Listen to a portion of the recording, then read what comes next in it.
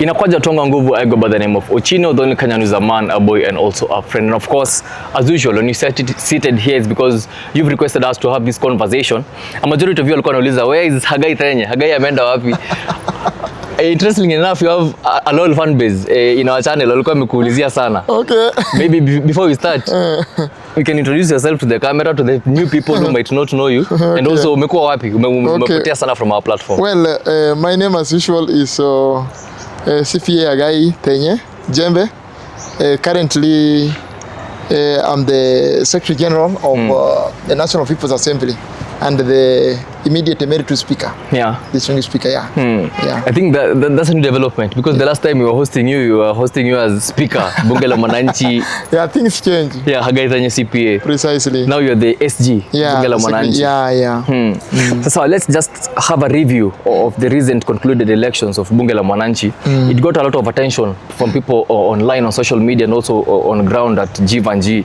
It got a lot of attention. Maybe you can just give us an overview of the elections at Ottawa and where we are now. Well, first and foremost, I take this opportunity to thank you for hosting me today. And my second thanks goes to the Ministry of Internal Security and National Coordination, the Kenya National Police Service, for heeding to my humble call, because we wanted security. Had there been no security, you also saw what was happening. I think it could have been a worse day, and some people could have been nursing injuries up to date. Yeah. So I want to thank the entire police brigade in Nairobi County for the good job, and Starehe, the leadership of police.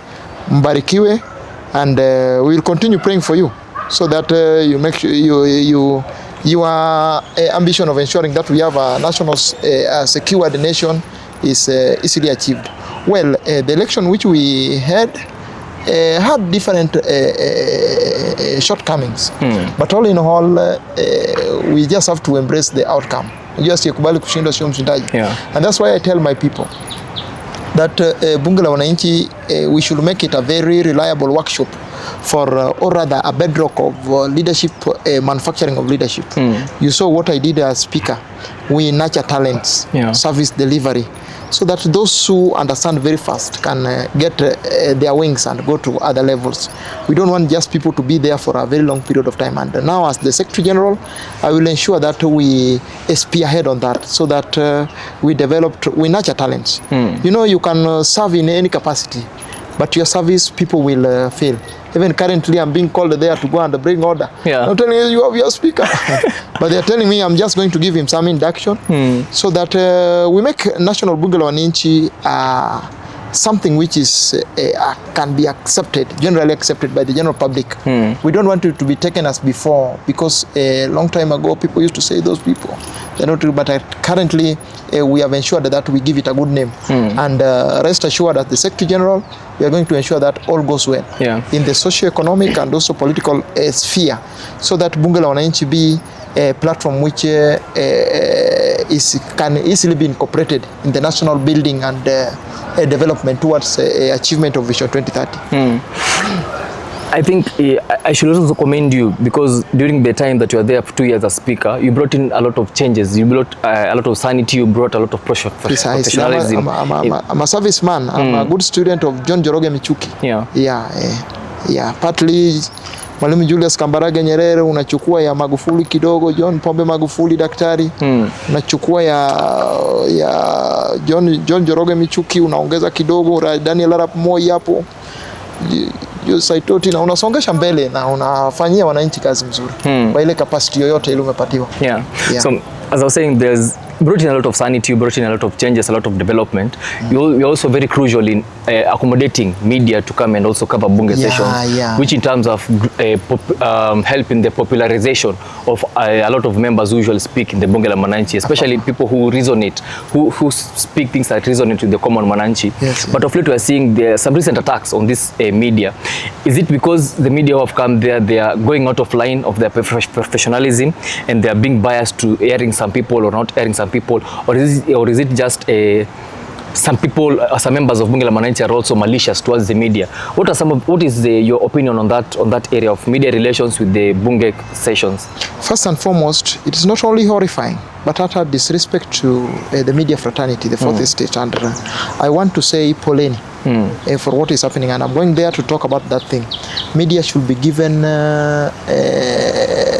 their rights unconditionally, so that they air, because you also need content.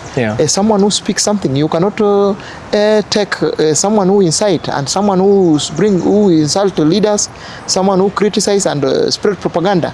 That cannot be aired. So I think media should be given enough space to do their operation, and that will be one of the things which I'm going to talk about. And I want to urge those people and the current speaker there to accommodate media. If at all you want to run that house in a good nini, and attacking media is one of the nini things, because we are heading to 2027, and I would wish that majority of Bunge la Wananchi members are elected in the county assembly, in the national assembly, and also in the senate, because Bunge la Wananchi most probably deals with the legislation. So I think media should be given enough space to do their work, and members must just arrange themselves rather than attacking media, because in my era I gave media freedom to take whatever they need, and it was really good. And now, as the Secretary General, I'm going to give a statement whereby media must be given enough space to do their recording, and also we ensure that our members are well nurtured so that they speak things which unite Kenya, things which can give a government alternative on what they are not doing, things which also the government has done. You also tell the general public, because propaganda will not take us anywhere. We want a stable country. We want a country whereby everyone knows his or her task, because through that we will make Kenya great. We want Kenya is a potential country, and we cannot backbite one another. You are also our brothers. You also need to be empowered. So it is a matter of give and take. Give and take. We give you enough space. You also air their views, and we work as a mutual partners. That's what I like. But you cannot rise by bringing other people down. And for that matter, I think I'm going to address on that. Yes. Now that Bunge la Wananchi is transitioning to another period, another leadership, that is, you're also part of the team as the SG. What maybe is that one thing that you might want to achieve yourself specifically as SG during this tenure, that maybe you can want to be remembered for the same way you have been remembered for your tenure as Speaker in Bunge la Wananchi? Well, currently I'm going to work on rules and regulations to guide Bunge la Wananchi, especially on electoral. And I'm going to be very strict on this because I would like that, and those rules will be made in the shrine, in the kikao, generally accepted by members. How do we conduct our election? How do we conduct ourselves in the house? So I'm going to I'm going to champion on that, so that Bunge can have its constitution, Bunge la Wananchi National, can have a booklet, each and every member. And we are also going to ensure that we have an app. And we are going to ensure that we have data of all members. Recently, there were cries. You know, when I was Speaker, I wanted us to have the data of all Bunge la Wananchi members, so that we don't get people from outside coming to jeopardize our operations. Because not every Kenyan is a member of Bunge la Wananchi. You don't know, not everyone is a member of LSK, Law Society of Kenya, KMPDU and things. You don't know how these people run their business, but we welcome each and every Kenyan. So one thing as the SG, I'm going to emphasize that we have numbers. Many people were saying that, oh, this guy want to just to use this one to do his own things. No, we will have even just your name as it is in ID, your phone number, and we will give you your number in the registry of Bunge la Wananchi, such that if you are maybe Ochino, you are number 001, number 002, number 003, so that we know our numbers, such that, and then we will come up with the tags, with the cards. We give all those numbers. So I will work on data. And I'm going to push that. Now that I'm not too busy in coordinating the house, I'll be very busy meeting people and registering. And if they accept, you first of all ask honorable members if they accept, so that we have a membership, and we're going to ensure that we put it into soft copy, so that you have an app who is number 054. We will only have your name and your phone number, so that you know your number. Even if you are arrested or you have a problem, we know you are which number. Are you our member? We can easily come in and assist you.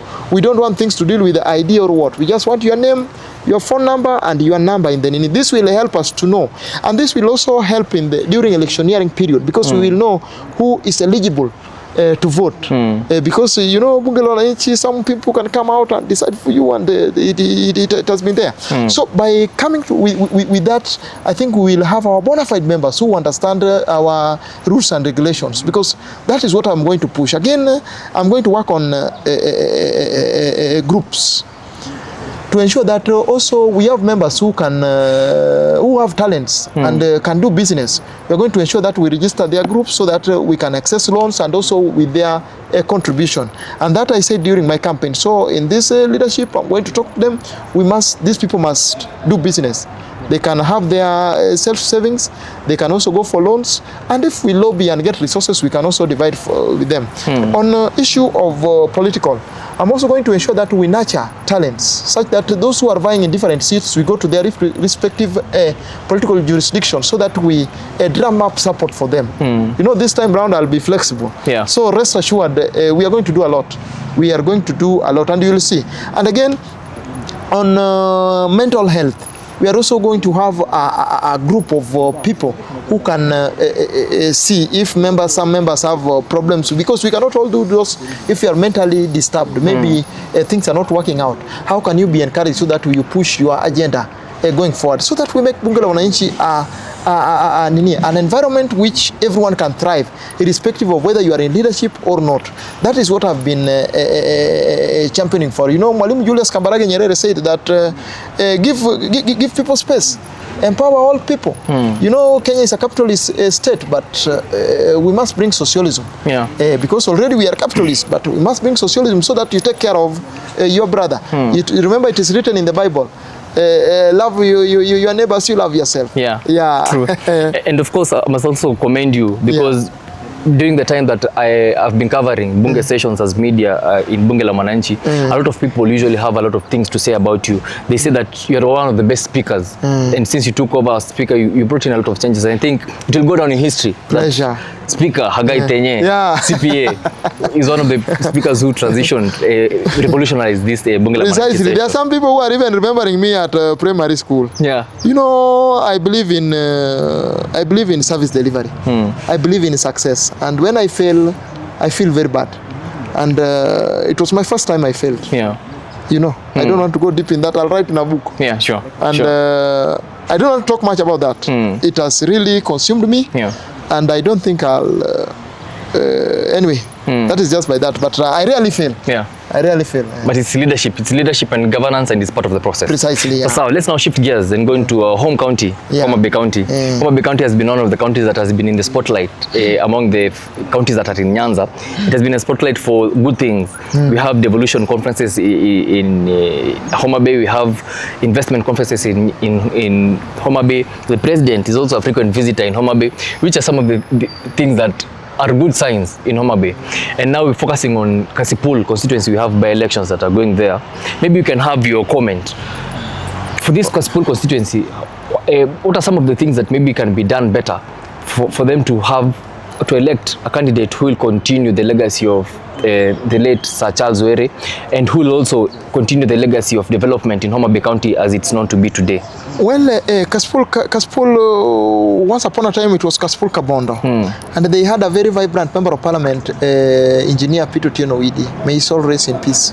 Was a very vibrant member of parliament. I remember when I was still in lower primary school, when you go to school, you hear him in a KBC or really articulating issues. But since his demise, they have not gotten leaders who believe in their nini. And this time round, I think they must all search and come up with a leader who will give them development, because it is a very fertile constituency. No part of it is dry. Yeah.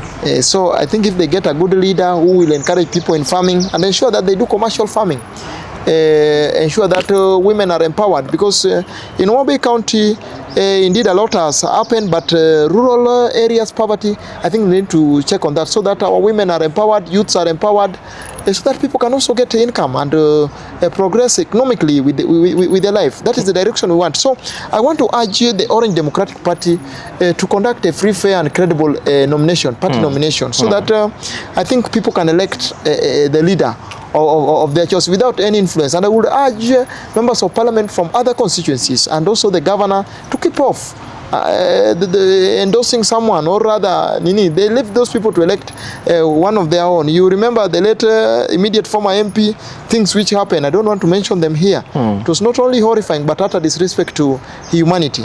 So we want a leader who will understand the interest and accomplish the interests of the electorate. I think let's upgrade on our politics, and also the party must conduct a free, fair and credible election, just as I have told you, because ODM enjoy support in that area. So if they don't do the right thing, I think people will go to the right candidate. So they have to conduct themselves in a manner, a justifiable manner, so that they give people the real winner, the one who people want to lead them, because Kasipool needs development like any other constituency. And to Homabay County, I think a lot needs also to be done to rural populace, so that they are empowered. A rural electrification program, there are some areas which are not connected with electricity, and also electricity has been a problem, and this jeopardizes the economic activities. That should be looked into, and I want to urge Homabayans to be in the forefront in championing for their rights, so that the current leadership are held accountable in whatever they do. The national allocation, they must look if it is properly utilized. The national government constitutional development fund, the national government affirmative action fund, the NGAF for the women representative, and also the county funds, are they really used well? Are the tenders given to the right people? Because you find that recently you saw people going to governor's office to pray for their tenders to be paid. So the award of tender should be competitive, and it should be given to the highest qualified person, not through cronies or thing, because that will also ensure that women are empowered, youths are empowered, and they should be given a good space to compete for that, so that resources of Homabay rotate within Homabay. Agriculture, they can do commercial farming for exportation, and some for also local consumption. So the leadership of Homabay, currently over 100, I can give them 45%. They need to do much, because we are only remaining with the 2 years to general election. They need to do much, so that by end of this financial year, we want to see development in every part of Homabay. Yeah, just to take you back to the Kasipul By-elections and ODM specifically as a party, we have a lot of people are concerned, especially about who's going to get this party ticket. Yes. Is it because when ODM party gives a direct ticket to a candidate, is it not considering the opinions of the ODM members or the opinion of Homabay people? Because even if they go to the nominations, it's only the ODM registered members who are going to vote, if I'm not wrong. And what are some of the disadvantages of issuing a direct ticket to a candidate that maybe the party believes that this candidate is one that identifies with the ideologies of the party, rather than going the voting or the voting way in the nomination, so that they can give the candidate to a person? And how is it consequential towards the election? I get you. Currently, we have front runners in every election. There has to be 2 front runners. Even in the just concluded Bunge la Wananchi election, you must find 2 people who are up against one another. So in Homabay, in Kasipool constituency, it's between the Sion of the late member of parliament, and also this guy who was arrested, Philip Aroko. Between Philip Aroko, those are the most famous candidates. So I think they need to do a free, fair and party nomination. That's where I still take you back. A free, fair party nomination will be good to go. If they don't do that, then one candidate will find himself in the independent, and people will follow him. In Lunyanza, we have constituencies which didn't vote for ODM member of parliament, and they are there. You see Shakil Sabir, you saw Lagal Watch, and many more. So if they don't do that, currently we have Gen Z. And Gen Z do not subscribe to tribal politics and those party politics. They will elect the person they feel can touch and change their life. So it is upon the party to ensure that it does a good party election. I still take you there. Through that, they will get the right candidate. And even if the other candidate will feel not served well, even if he goes to independent, then the one who took a party nomination at Nini shall have triumph over them in the by-election. And for that matter, it lies because ODM enjoys unanimous support, organic support in that region. So they must come out and do credible. Only through that. That is when it will be very important. But currently the race is between Boyd and Aroko, just as you have said. And you can see Aroko has support in many parts. Aroko has support in many parts, of the constituency, but Boyd also has support. So for them to Nini, they has to be free fair. We also have other candidates who also have their support, so they must do a credible election. Failure to which, I think, with the current population who do not subscribe to party politics and also tribal politics, it will happen as it has happened in some constituencies in Kisumu and also Siaya. So the notion is if ODM does a shoddy nomination for that position in Kasipul, they might even end up losing the election. If at all they lose that seat as a party, ODM, politically, will it be better if they lose it to an independent candidate or if they lose it to a candidate who has defected to another party? It will depend with the candidate if he has gone independent or to another party. But it will be very bad in any scenario, whether independent or it will be very bad when they lose. It will be very bad. And more worst when they lose to another party. because it is very bad to independent. Because it is perceived to be an ODM zone. So if they lose it to another party, it will be very worst. But if they lose it to independent, it will be bad. Worse. Worse. You remember that? So they need to do a credible party nomination process. So let's now wind up with some bit of national politics. It's been seen that when there is no high political voltage in the country, it's when the alleged corruption cases or alleged corruption scandals usually emerge in Kenya. Is it something that is a pattern? Because when we have political high political temperatures, high political voltage atmosphere in the country, people are not usually focused on what is happening within the government or in the government spaces or in these spaces that usually have corruption. For example, SHA has been under scrutiny in the recent times. Also, we had the e-citizen has been under scrutiny. But when the time when there were high political voltage, these things were not being talked about. Everybody was talking about the politics. Is it something that is manufactured, or is it something that is naturally Kenyans? They tend to be easily swayed away from the things that are happening in the country.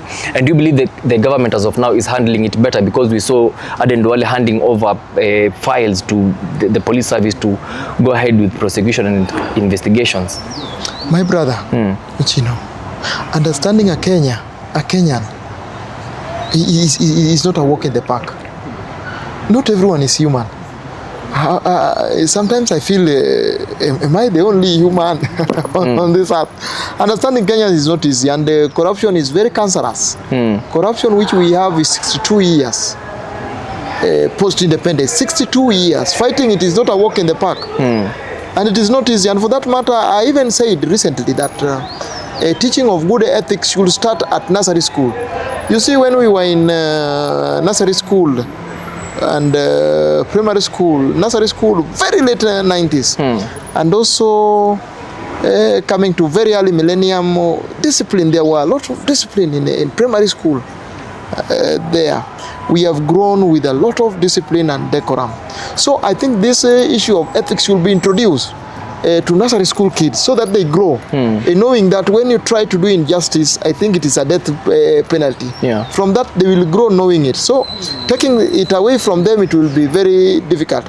And to the current generation, I think action should be taken to civil servants who practice corruption, so that at least it brings some sanity. And also to our National Assembly, I think they need to come up with very stringent measures of ensuring that that is looked into. Whoever engages in public resources, I think should be brought to book with immediate effect, and some severe actions, extreme, even hanging. I think that also should be introduced. That will reduce. So because currently in any office, you must kitu kidogo.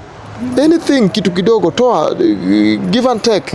It is not easy. It is not easy. So corruption is there with us, and the only way to fight it at this generation, because I've said that we introduce education from nursery so that they grow knowing, and the caning should also be reintroduced, because that has also led to coming up of a certain generation, which is I don't know how to talk about that, but we need to echo discipline, because you see what the military did in Nairobi County, in Nairobi County under General Lieutenant General Badi.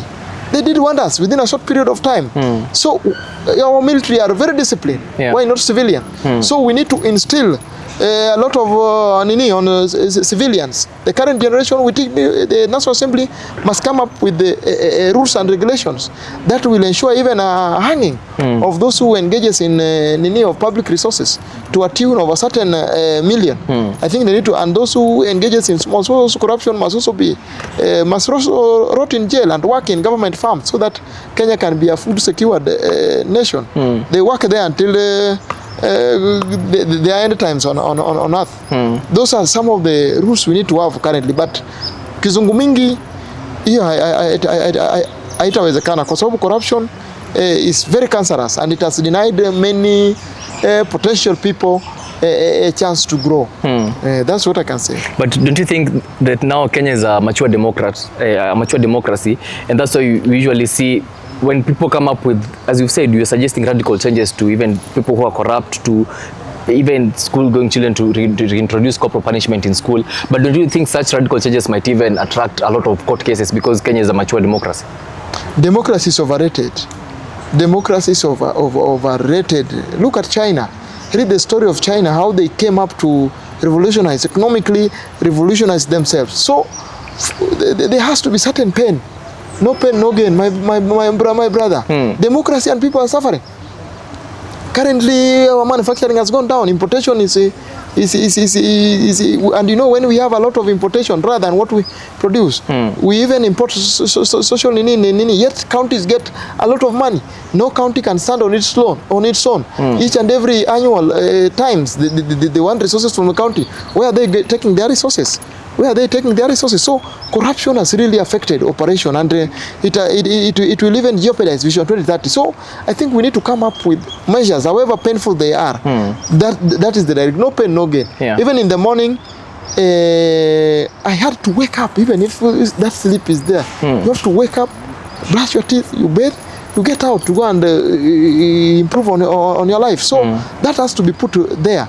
Because it's only through that is when we will achieve our vision and mission. If not that, hii kizungu mingi na kelele mingi itaendelea tu, na watu wanazeeka, umaskini naongezeka, wachache wanatajirika, nyinyi mnaendelea hapo, mnaachia watoto shida, watoto wanaachia watoto wao shida. So we need to revolutionize ourselves. If today I can be a commander-in-chief, and I would humbly request His Excellency Dr. William Ruto to take measures. I'm very happy with whatever he has done on housing, on issues to do with the value addition, and he need to continue with the same spirit. We support him. I support his government fully. I support his actions, but he also need to whip.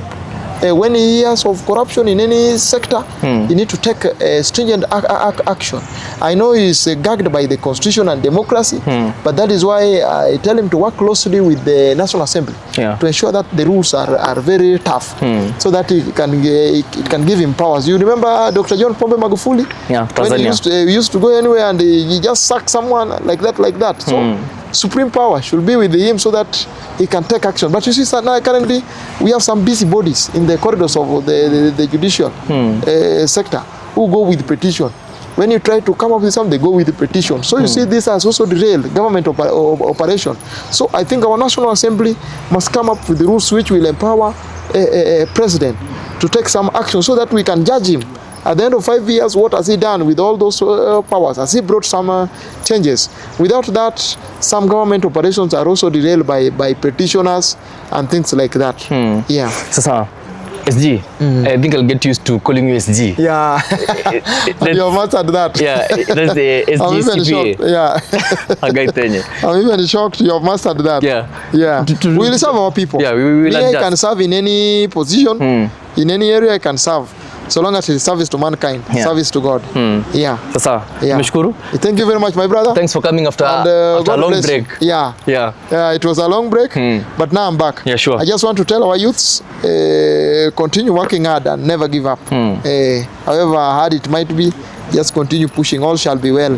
When you trust in God and also you work hard on daily basis so that you make a change. Yes. Sasa, shukran sana for coming. And of course, for our viewers at home who are watching and maybe you haven't subscribed to our channel, kindly do so. And also, if the things CPA Haggai SG amesema hapa hivi and you don't agree maybe with one or two, maybe even the radical changes that he's suggesting to the country, you can also tell us hapa chini kwa comment section so that even him when he goes back and watches again, anaweza ona comment yako and maybe he can also change one of his stance or two, and also we help each other grow politically and also civic education. I've been host Chino, the only Kenyan who's a man, a boy, and also a friend. Till next time, keep it locked. Thank you.